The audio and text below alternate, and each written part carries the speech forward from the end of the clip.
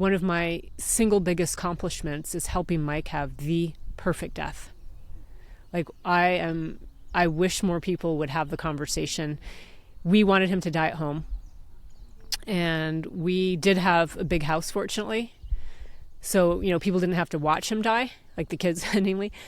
But, his doctor, it was insane. The doctor just said, one day Mike came home after having his doctor's appointment. The doctor's like, you shouldn't die at home because you have kids and stuff. It's like, what?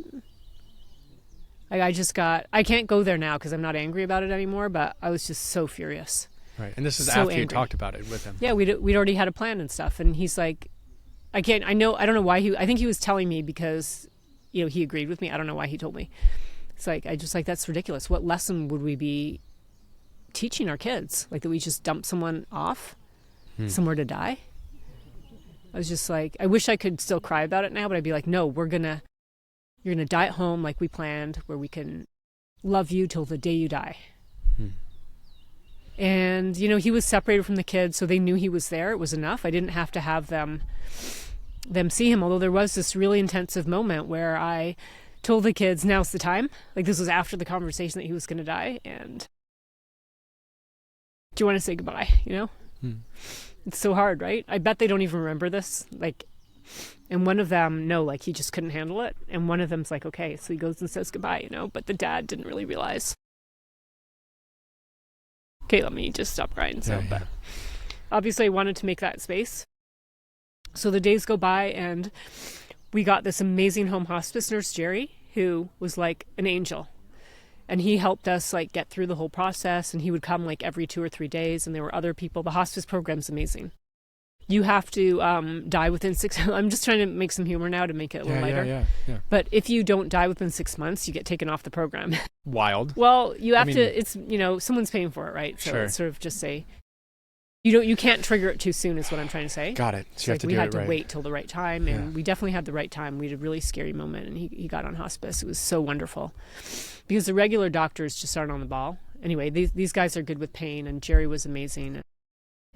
Oh my gosh, Mike was so strong, and he was hanging on. Like, he just wouldn't die because they'd never seen this, like, unless it's the 20-year-olds with brain tumors or the war vets or the Marines. Like, he was so tough, and his body was so healthy that he was supposed to die, and like days turned into weeks. Jerry just told me I had to tell Mike it was okay. It was just so hard to like, I'm going to be okay, even though clearly I wasn't. I had to let him know that.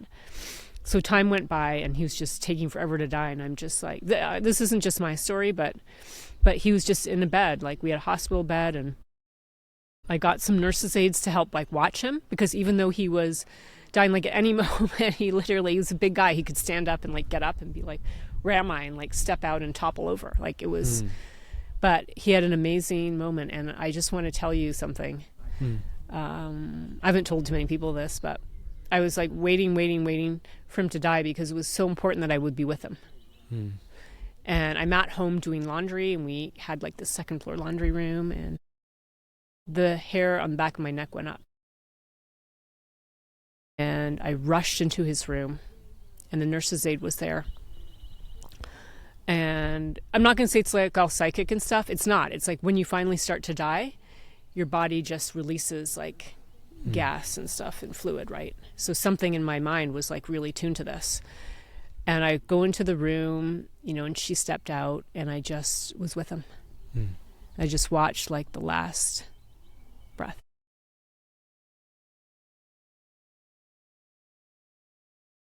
So, I mean, like, how great is that to like help your best friend at the time, like on his most important journey. So important. Right. And after that, it was a bit of a disaster for a while. But the reason why I told you that whole story, because after I've taken my, partner, father of my children, until then, my best friend I'd ever had, I helped him have the most perfect, peaceful end. What could be more important? Like, do you know? I mean, the way I told it on know. purpose No, like that, like, yeah. I honestly didn't know what could be more important, actually. And I then had a, like a gap or a moment, like a very long moment. And I still I still think about that moment, actually. And we each have that. Like, that was a very intensive one, but everyone has that at some level. Like, why are you here? What is your purpose? Right. How can you make a difference? Finding meaning. Finding meaning and purpose. So I definitely had that in a big way. And there was another thing that happened after he died was, like, you're just so drained emotionally. It's like having no money in the bank. There's just no reservoir. So you just don't do stuff. Like, often we're kind of self-guilted into just doing other people's emotional tasks or just doing stuff for other people. Like, no, I didn't do any of that. All the kind of chatter and useless small talk and the crap. Nope, not going to work for me. You could invite me to, like, okay, it sounds bad, but help out at a volunteer thing. No, thank you. Or invite me to a party. Nah. Right. And so, like, you have this clarity of mind now. Because you know what is meaningful versus what is not meaningful. And it changes the game, actually. So for a while, and I try to hold on to both of those things, to like what's meaningful, how do I live every day purposefully and, keep that clutter away. And that's what I try to do to be purposeful. And that's why finding the other Earth, finding a sign of life beyond Earth, finding life beyond Earth, I take it really seriously as my life's mission. If you had to do one thing before you die, have you thought about what the answer to that would be? Well, I'd like to find another Earth before I die. Yeah. Or make it possible. Like, if it's not me that finds it, set it all up so it can be found and identified. Right. And so you have this one singular goal that you've spent so much time around and built towards. And say it. And I mean, I was just saying, it's hard. It's impossibly hard for most people. It's so many different levels to it. You have the most, you need all these things to line up. And it seems from the outside, like odds are against you. It does. It seems that, like I was saying earlier, I could do everything right, but it could be the powers that be. It could be that NASA takes a hit in funding for a long time. It could be that the popular high school kids now running the show decide to take a really complicated path, right. Like the coronagraph that, we are trying, it hasn't been demonstrated to work in the lab yet at the level needed. Like, it could be that this path just slows us down. We all do it. We all go down the wrong path for a while and then correct. But I might run out of time. And I'm trying to sort through all of that. And that's hopefully in Hawaii at the beach, I can have a bit of time. Right. But it's, I don't let it get me down for too long, but it's hard to realize that these decades-long project, and then I don't have infinite decades. Right. So it's the feeling of the preciousness of time, the one asset that's limited for all of us. Yeah, and also just like Mike's story, none of us know when it is our time. Right. And I think that like a theme throughout this has just been like superhuman hope. Yeah. And belief. Like, can you speak to that? What allows you to have that hope where other people would have given up? I don't know. I was about to say, really, other people would have given up? Like, right. I don't know. I mean, there's all kinds of people out there, like my funeral director, who I became friends with. Yeah. Great guy. He's such a community guy. One time I bumped into him in the store, and everyone felt about him the way I do.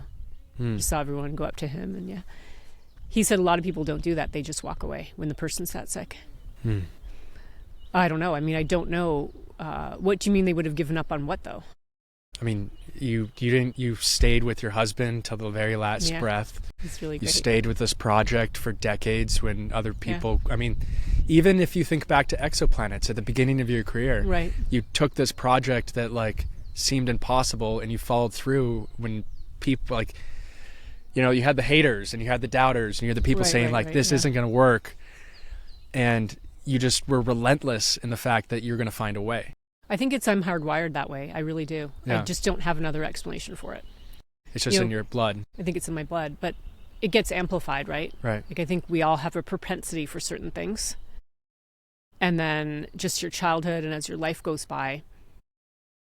Well, in physics, we call it like a forcing function. Stuff happens and it will like amplify those certain parts of your personality, I think. How did you persevere through all of this? Well, oddly enough, I do study people in a lot of detail because being autistic, like looking back, I didn't understand people. So I had to like force myself to understand them. And, along the way I had, one thing that happened when I was really little and my parents were first divorced, my dad had this lady who came in, Mrs. Petek, to like help when we were there on the weekend, because we were like toddler age, kind of, or maybe a bit older. And he pulled me aside and was like, look, I don't approve of what she's been doing, because she talks about her dead husband every other sentence. Like, oh, Mr. Petek used to pour his tea like this. I don't know, somehow that stayed with me. And later on, even, you know, you'll meet people who are widowed and the dead person's still with them. Like, the dead person's always with us, but the dead person's with them like in every other sentence. Right. So I sometimes realize I don't want to be that person, but is there a way that I can not be that person? Some widows, they're derailed for life. Others bounce back. So I had to actually give it some careful thinking. How do I stop thinking about them all the time? You know, eventually, like, I moved the picture away from the living room, but there's a lot more internal work I had to do. But there's one really key thing I want to mention. It's what I got from my dad, because out of all his crazy theories, one of them I actually liked.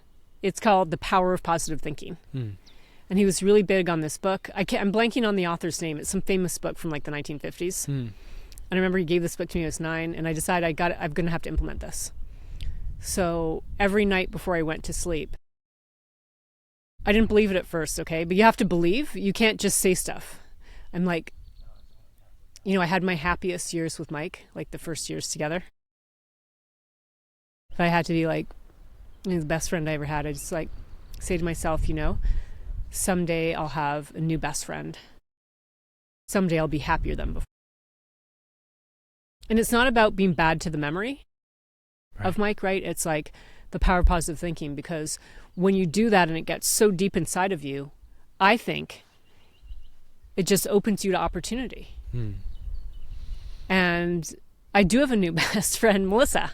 Right. I have this fantastic best friend. She's now been my best friend for what, like over a decade. Yeah.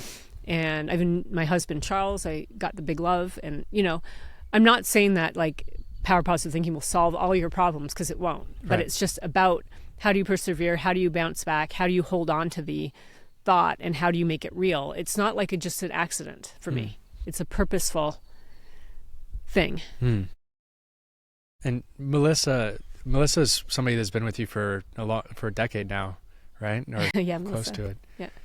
There's a story of her giving you a stone that you kept in your purse. Right. So, yeah. So the widowhood's a complete disaster. Yeah. There are meltdowns. Right. Public meltdowns. There are days that are rock bottom, like awful. And during one of these days, after I became friends with Melissa, I just called her and like I couldn't get a word out. I was just crying. So Melissa dropped everything and came to my house. And, you know, this happened more than once. Right. She would come and explain to the kids how it'll get better soon, or, you know. Right. So she gave me a stone, this like rounded stone.